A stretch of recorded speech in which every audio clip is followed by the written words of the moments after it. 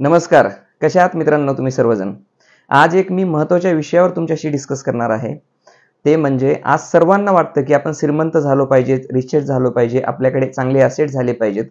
त्याच गोष्टीचा मी तुम्हाला आज मंत्र सांगणार आहे. म्हणजे श्रीमंत होण्यासाठी आपण काय गोष्टी फॉलो केल्या पाहिजेत किंवा जे रिचेस्ट पर्सन आहेत त्यांचं सिक्रेट काय? हे मी तुम्हाला सांगणार आहे. पहिलं तरी आपण एक बघूया, की आपण सध्याची दैनंदिन जी लाईफ जगतो, त्या लाईफमध्ये आपण काय गोष्टी फॉलो करतो?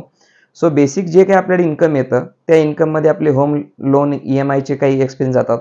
त्यानंतर आपला फॅमिली एक्सपेन्स जातो. मुलांच्या शिक्षणाचे खर्च ते जातात आणि मग राहिलेल्या अमाउंट्समध्ये आपण लाईफस्टाईल, शॉपिंग इकडे-तिकडे पैसे खर्च करतो.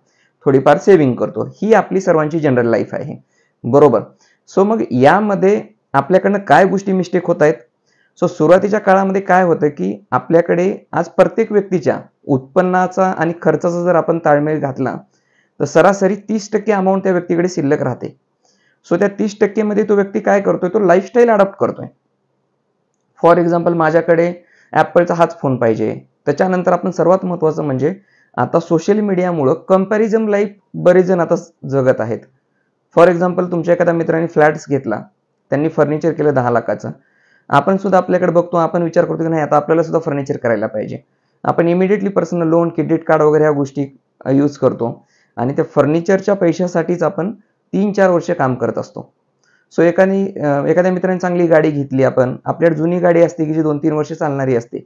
पण आपण इमिडिएटली रिप्लेस करून दुसरी गाडी घेतो. एखाद्या मित्राने आपल्या फॉरेन ट्रिप्सला गेला तर आपण ते सुद्धा फॉलो करून फॉरेन ट्रिपचा विचार करतो. म्हणजेच काय आपण सुरुवातीच्या काळामध्ये फक्त एक्सपेन्सवर फोकस करत आहोत. मग अर्निंग वाढणार कसं? किंवा तुमच्याकडे इन्कम येणार कसं? बरं यामध्ये पण गडबड काय होती, की पहिले 5 ते 6 वर्षे तुम्हाला चांगल्या पद्धतीने लाईफस्टाईल खर्च पण करता येते. बट 5 ते 6 वर्षानंतर तुमच्या कुटुंबामधल्या बेसिक गोष्टीची एक्सपेन्स जबाबदारी वाढते. एक्झाम्पल, आज जर तुमच्या मुलाची फी ₹50,000 असेल, तर ती फी 6 वर्षानंतर लाख ते ₹1,25,000 होणार आहे. म्हणजे इथंच डबल खर्च वाढला. फॅमिलीचे बेसिक खर्च डबल होतात. सो या गोष्टीचा जर विचार केला, तर सुरुवातीच्या काळामध्ये मी सजेशन करेल, की पहिले 5 ते 6 वर्ष जी काही तुमच्याकडे 20% 30% अमाउंट शिल्लक राहते, त्याचा सेव्हिंगचा विचार करा. ते सेव्हिंग करतेवेळी कुठं करायला पाहिजे? तर बरेचसे ऑप्शन आहेत. म्युच्युअल फंड आहेत, काही स्टॉक्समध्ये तुम्ही गुंतवणूक करू शकता. एक्झाम्पल, जर एखादा व्यक्ती वर्षाला म्युच्युअल फंडमध्ये ₹3,00,000 गुंतवणूक करत असेल, तर 6 वर्षामध्ये त्या व्यक्तीचे ₹18,00,000 होतात.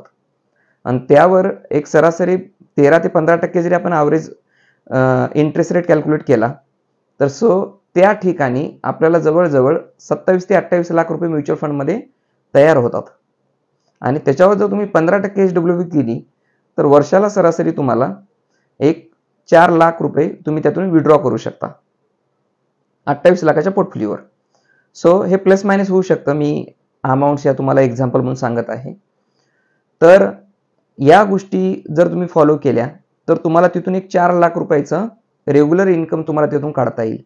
दुसरा ऑप्शन, आज बराचसा वेळ जो आहे आपण आपल्या सोशल मीडिया किंवा बऱ्याचशा गोष्टीला आपण असा तो युटिलायझेशन करतो. म्हणजे तिथं वेळ आपला खर्च होतो. त्यातून आउटपुट काहीच नाहीये. सो आज जो काही तुमच्याकडे बिझनेसमधून किंवा जॉबमधून थोडा वेळ राहतोय, तर त्या वेळेचं तुम्हाला काही इन्कममध्ये क्रिएट करता येईल का? हा सुद्धा तुम्ही विचार करणं गरजेचं आहे. कारण जग बदलत चाललंय. एआयमुळं बऱ्याचशा गोष्टी चेंज होत चालल्यात. त्यामुळे सिंगल इन्कम सोर्सवर आपल्याला डिपेंड राहून चालणार नाहीये. सो यामध्ये काय करायला पाहिजे, की आज तुमच्या लेव्हलचं बरंचसं जे फ्रेंड सर्कल आहे, त्यांच्याशी तुम्ही डिस्कस करा, की एकत्र येऊन आपण काही बिझनेस स्टार्ट करू शकतो का? फूड लाईनमध्ये आपण स्टार्ट करू शकतो का? किंवा एखाद्या फार्मास्युटिकलमध्ये आपण स्टार्ट करू शकतो का? सो अशा वेगवेगळ्या संकल्पना जर तुम्ही एकत्र येऊन क्रिएट केला, डिस्कस केलात, तर त्यातून काही ना काही गोष्टी घडत राहतील आणि त्यातूनच एक नवा उद्योग किंवा नवीन सेकंड इन्कम सोर्स तुमच्या लाईफमध्ये जनरेट होतील. सो हा जर सुरुवातीचा वेळ तुम्ही 6 ते 7 वर्ष या गोष्टीसाठी केलात, तर 5 ते 6 वर्षानंतर तुमच्याकडे कमीत कमी 2 ते 3, 4, 5 असे मल्टिपल इन्कम सोर्स तयार होतील. आणि त्यातला एक इन्कम सोर्स तुम्ही लाईफस्टाईलसाठी जरी खर्च केलात, तरी काही फरक पडणार नाहीये. बाकी 4 इन्कम सोर्स तुम्हाला रिचेस्ट किंवा श्रीमंतीच्या मार्गावर पाथवरती ते घेऊन येतील.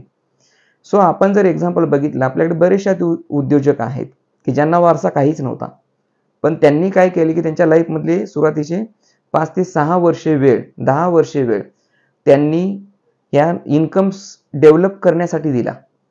इन्कम डेव्हलप झाल्यानंतर त्यांनी बिझनेस सेट केले आणि बिझनेस सेट झाल्यानंतर मग आज त्या पैशामधून ते खूप रिचेस्ट लाईफ जगत आहेत. सांगायचं रिझन काय की ज्यावेळेस पैसे तुमच्यासाठी काम करायला लागतात किंवा एखाद्या बिझनेसची सिस्टीम तुमच्यासाठी काम करायला लागते त्यावेळेस ते कधीच थांबत नाही. सो या गोष्टी जर तुम्ही फॉलो केल्या तर नक्कीच श्रीमंत होण्यासाठी तुम्हाला कोणीही थांबवू शकत नाहीत. त्यामुळे सुरुवातीचे पहिले 5 ते 6 वर्षे 10 वर्षे मॅक्झिमम सेव्हिंग करा. नवीन नवीन बिझनेस आयडिया सर्चिंग करा. फ्रेंड सर्कल असं तयार करा की जिथे तुम्हाला बऱ्याचशा गोष्टी डेव्हलप होतील. असं फ्रेंड सर्कल नको की बाबा जिथं आपल्याला फक्त वेळ आपला व्यर्थ होत चाललाय तिथे. सो या गोष्टी मी तुम्हाला सजेस्ट करेन. आणि सर्वात महत्त्वाचं एक लॉ ऑफ अट्रॅक्शन म्हणून जो जगात रूल आहे, जो तुम्ही तुमच्या लाईफमध्ये विचार करता ती गोष्ट तुमच्या आयुष्यामध्ये 100% घडते. तुम्ही निगेटिव्ह करा किंवा पॉझिटिव्ह करा.